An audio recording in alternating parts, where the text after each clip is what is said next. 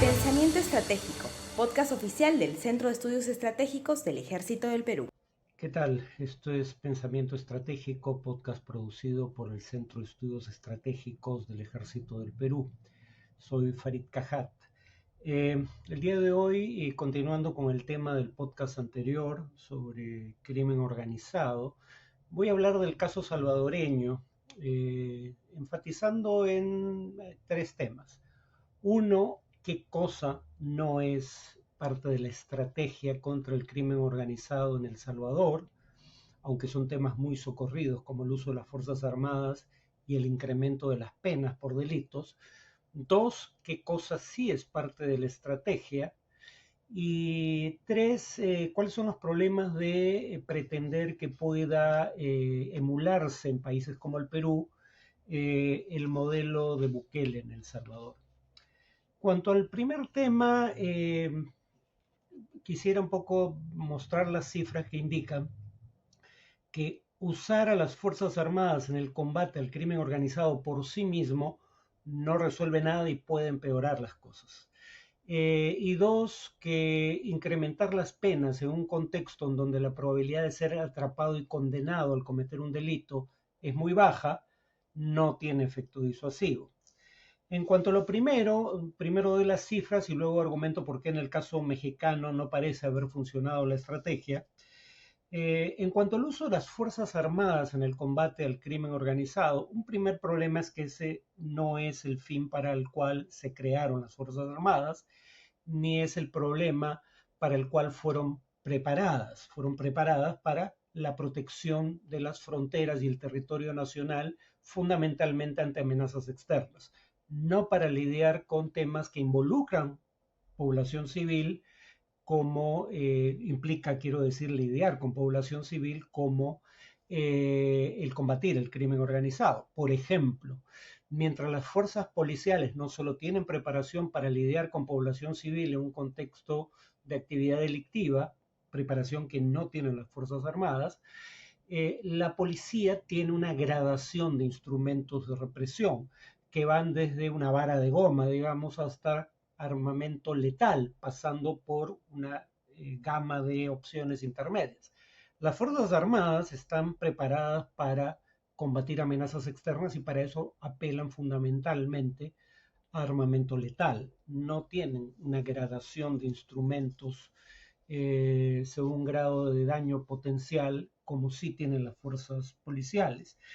Pero además, si la estrategia a la cual sirve el empleo de las Fuerzas Armadas en el combate al crimen organizado no es la adecuada, pueden incluso empeorar la situación. Voy a poner el ejemplo de dos países que en años recientes utilizaron a las Fuerzas Armadas para combatir el delito y eso empeoró las cosas. Por ejemplo, desde que México empezó a utilizar a las Fuerzas Armadas en el combate al crimen organizado, la tasa de homicidios, que en 2007 era de 8 homicidios por cada 100.000 habitantes al año, pasó a ser en el año 2018 de 30 homicidios por cada 100.000 habitantes al año. O sea, se multiplicó por más de 3 la tasa de homicidios en México después del ingreso de las Fuerzas Armadas a combatir el crimen organizado. Y además apareció un fenómeno que no existía, la tasa de desapariciones. ¿No? Pasamos de 0 desapariciones por cada, cerca de 0, por cada 100.000 habitantes al año en 2008, 2007, 2008, a 8 desaparecidos por cada 100.000 habitantes al año en 2018. ¿No? Luego la tendencia ha sido ligeramente declinante, pero el punto máximo fue 2018. De hecho, en el caso de la tasa de desapariciones, la tendencia no ha sido declinante hasta donde recuerdo desde entonces, pero la de homicidios sí, desde 2018. En el Ecuador, en años recientes, tras sucesivas declaraciones de estados de emergencia por parte del presidente Guillermo Lasso, la tasa de homicidios, porque estos estados de emergencia o de excepción permitían el uso de la Fuerza Armada para combatir el crimen organizado, la tasa de homicidios subió de 15 por cada 100.000 habitantes al año en 2021 a 26 en 2022, ya se calcula 40 al cierre de este año, ¿no? En el caso de México, ¿qué es lo que parece haberse hecho mal? Yo diría que hay dos cosas que en todo caso inciden en este problema.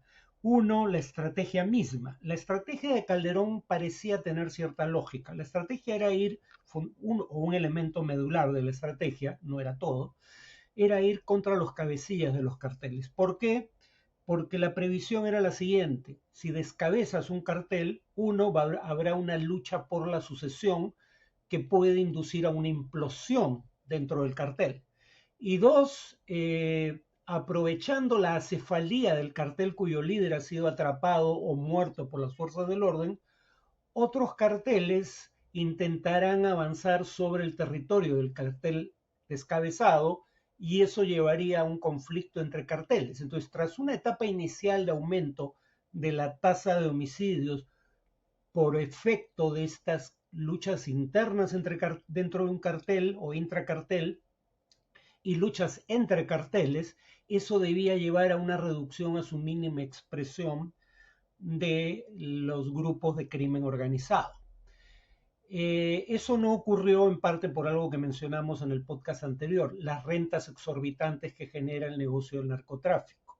Decíamos que, digamos, entre el precio de venta de un kilo de cocaína en el país en el que se produce, Colombia, Perú, Bolivia, en ese orden, y ese mismo kilo vendido por gramos en una gran ciudad de los Estados Unidos, la diferencia podía ser de alrededor de 70 a 1, ¿no? Entonces, hay tantas utilidades por hacer a través del narcotráfico que eso dota de recursos a los grupos de crimen organizado para sobornar funcionarios y políticos, reclutar jóvenes que habitualmente no tienen alternativa a esa forma de empleo, digamos, y capacidad de generar una violencia mayúscula, porque, por ejemplo, pueden adquirir con esos recursos armamento de tipo militar, no el tipo de armamento con el que cuenta habitualmente una fuerza de policía nacional. Entonces, lo que termina ocurriendo, por un lado, por las rentas que genera el narcotráfico, y por otro lado, en el caso de México, por la descentralización del poder político, es que en lugar de desaparecer o pulverizarse, los grupos de crimen organizado se fragmentan, pero siguen existiendo, solo que en mayor número y con feudos relativamente acotados. Ya no intentan, por lo menos no todos ellos, tener presencia internacional. Entonces, en el caso de la descentralización política, habría que aclarar: México fue desde hace mucho tiempo un país federal, pero durante virtualmente todo el siglo XXI, la mayor parte del mismo, un partido controló todos los niveles de gobierno. Formalmente era un país federal, pero digamos, el PRI controlaba los gobiernos desde el nivel local hasta el gobierno federal. Eh, con la democratización de México a inicios del siglo XXI, la federalización del país se hace una realidad. Y el problema con eso es que en el contexto en el que ocurre lo que acabo de indicar, hay que añadir el hecho de que en el pasado los grupos de crimen organizado les bastaba con negociar con autoridades de nivel nacional, o en todo caso no había alternativa, porque el mismo partido controlaba todos los niveles de gobierno. Cuando se produce la democratización y los distintos niveles de gobierno pasan a estar controlados por distintos partidos, en ocasiones los grupos de crimen organizado pueden llevar a cabo sus actividades delictivas negociando únicamente con gobiernos locales para cierto tipo de actividades delictivas. Cuando digo negociando, quiero decir sobornando o intimidando a instancias de gobierno local. Y a diferencia del Perú, que tiene una policía nacional centralizada, México no solo tiene policía nacional fragmentada, federal, bancaria, judicial, sino que además hay policía a nivel local.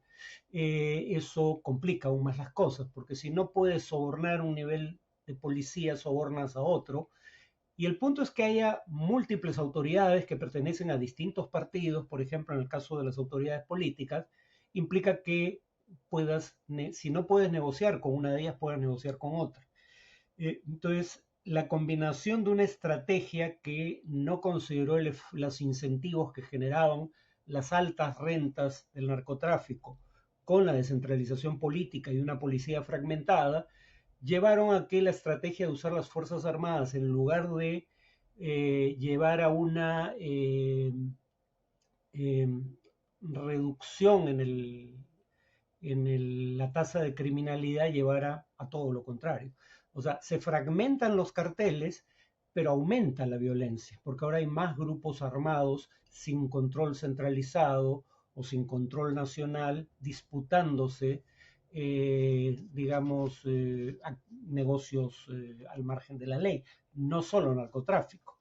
En el caso peruano, de hecho, sea de paso, hay un trabajo que constata que cuando se inicia la descentralización en el Perú, en aquellos casos en donde todavía en la primera etapa de la descentralización, digamos el primer quinquenio del siglo XXI, cuando todavía había partidos nacionales que controlan gobiernos regionales y provinciales, municipios provinciales o distritales, las tasas de victimización y homicidio se mantienen estables.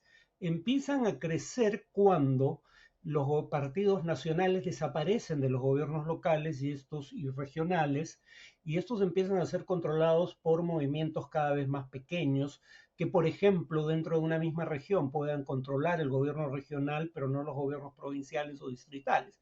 Fenómeno parecido al que acabo de describir en México. El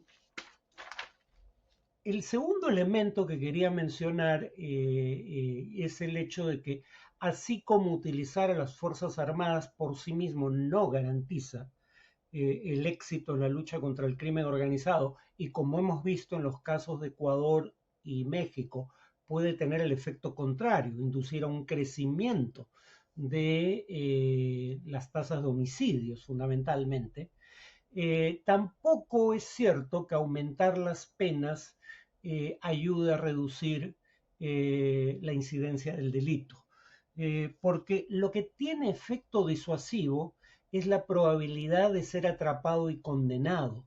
Si esa probabilidad es baja, la pena deja de tener tanta importancia, por lo que un economista llamaría el valor esperado de un acontecimiento.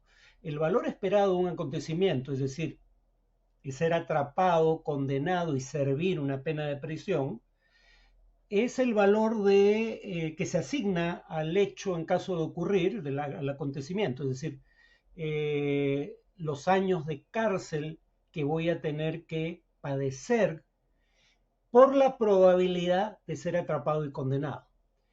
Entonces, si la probabilidad de ser atrapado y condenado es, digamos, como solía ser el caso en buena parte de América Latina para una gama relativamente amplia de delitos.